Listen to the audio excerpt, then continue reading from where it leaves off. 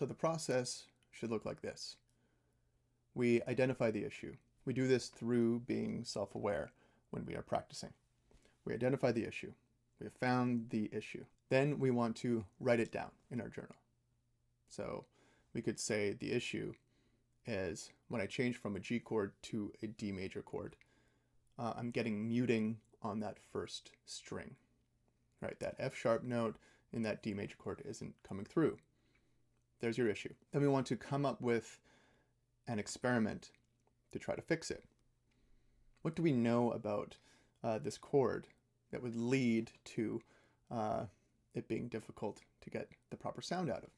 Write down what you would do to try to change it. Then we chunk the part.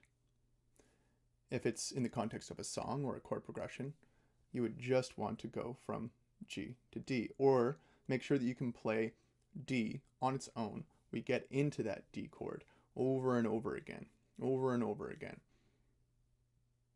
and make sure that we can play it cleanly and clearly, especially with that one string, every single time. So that's your chunk. We chunk it, we repeat it several times, 5 to 20 times probably.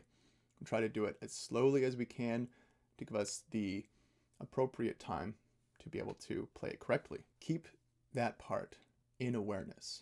Know what you are trying to do. Try not to fall into autopilot. When we have fallen into autopilot, we're probably going to be making the similar mistake. So become aware again. I have fallen into my autopilot, my habitual playing. I need to re-up on my focus.